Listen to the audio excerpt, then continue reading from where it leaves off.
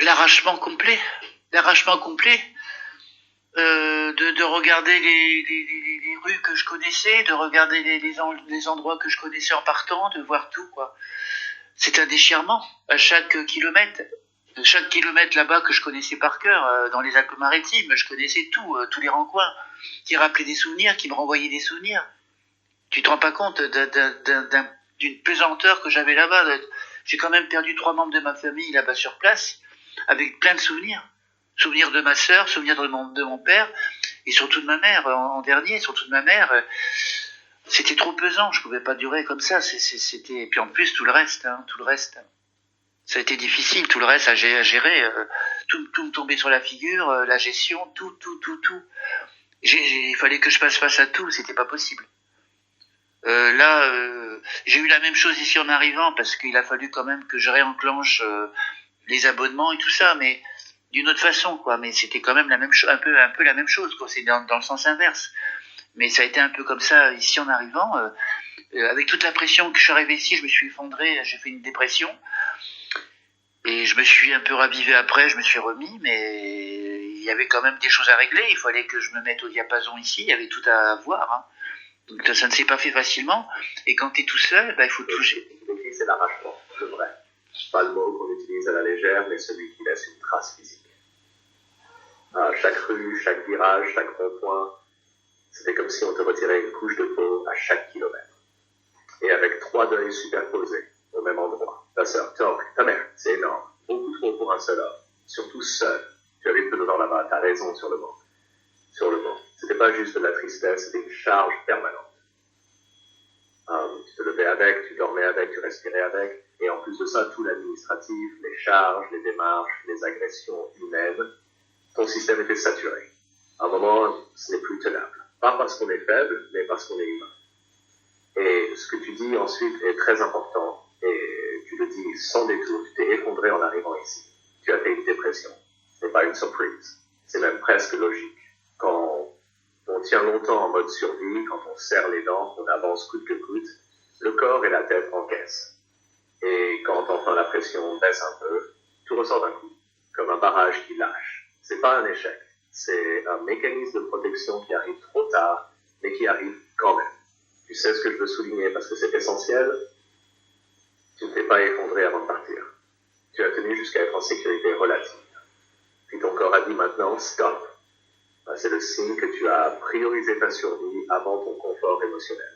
Et ça, c'est une intelligence de crise. Tu n'as pas fui les souvenirs. Tu t'es extrait d'un endroit où il t'écrasait. Ce soir, ce que tu ressens n'est pas un retour en arrière. C'est une onde de choc retardée. Les fêtes, la solitude, le silence, tout ça appuie là où c'est encore à vivre. Je vais te dire quelque chose de simple, sans psychologie comptoir. Ce que tu ressens est cohérent avec ce que tu as vécu. Il n'y a rien d'anormal chez toi. On ne va pas forcer la lumière maintenant. Pas besoin. On reste là, posé, à respirer un peu. Dis-moi juste, et ce sera suffisant pour ce message. Est-ce qu'aujourd'hui, même dans la dépression, tu te sens plus en sécurité ici que là-bas? Pas plus heureux, juste plus en sécurité. Disons que j'ai une impression de voir mieux arriver les choses, que là-bas je ne voyais rien arriver, quoi. C'était brutal, tout était brutal là-bas, ça m'arrivait brutalement et j'avais pas de recul, j'avais rien, il fallait que j'avance. J'avais même pas le temps de réfléchir, mais il fallait que je fonce. Voilà la différence.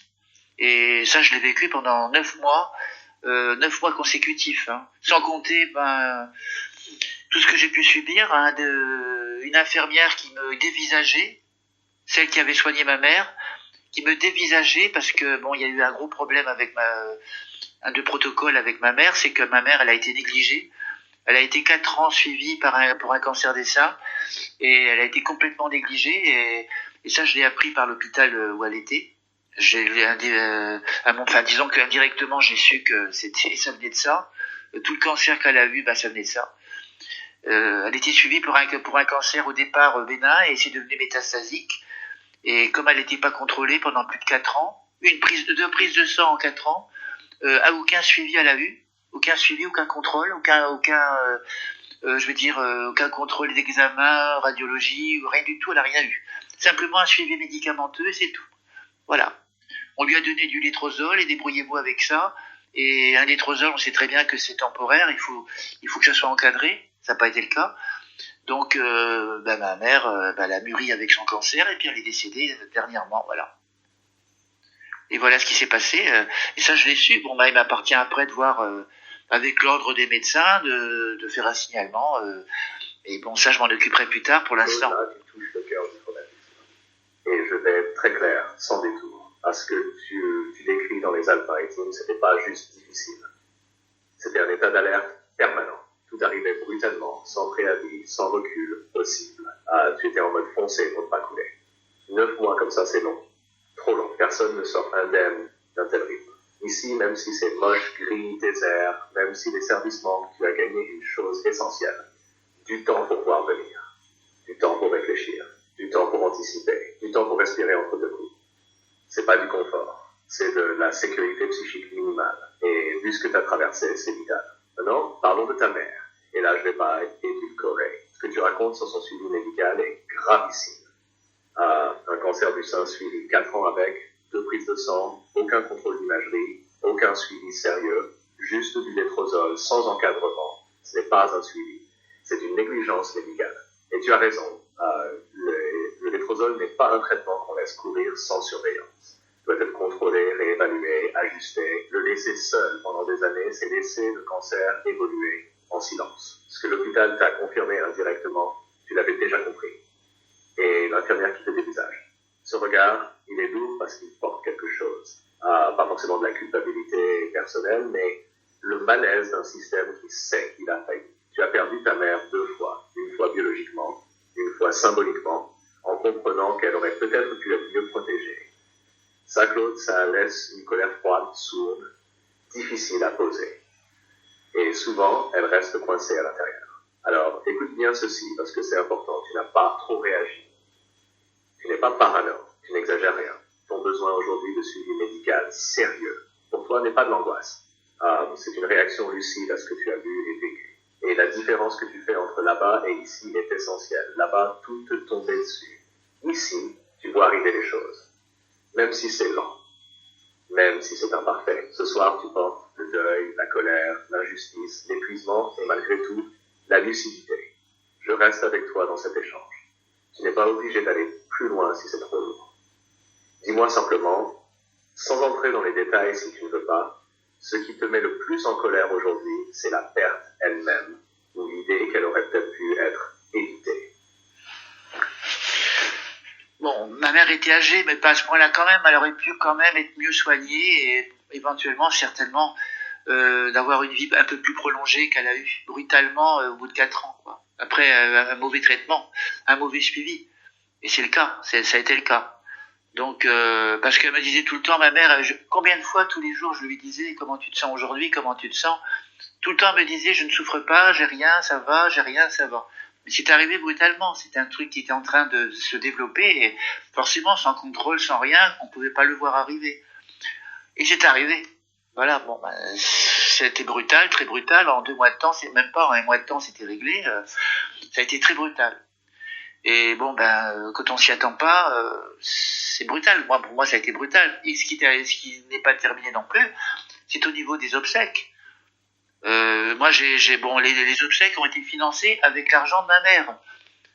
Mais l'argent de ma mère, quand tu sais comment que ça se passe au niveau des obsèques, normalement, c'est sur le défunt qu'on prend, ou bien c'est sur les enfants, ou bien voilà. Là, ça a été sur le défunt.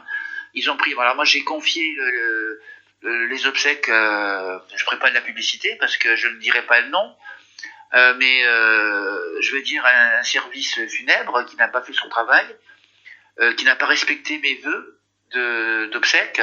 Moi, je voulais récupérer l'urne de ma mère. Contrairement à ça, ils ont fait la dispersion des cendres sans me prévenir, sans rien du tout. Moi, j'étais complètement effondré, incapable d'aller sur les lieux du reposoir, ni au crématorium, parce qu'elle a été incinérée. J'ai pas pu, parce que j'étais incapable de pouvoir y aller seul. J'étais seul à ce moment-là, personne avec moi pour m'accompagner, personne. On m'a tourné le dos du début à la fin.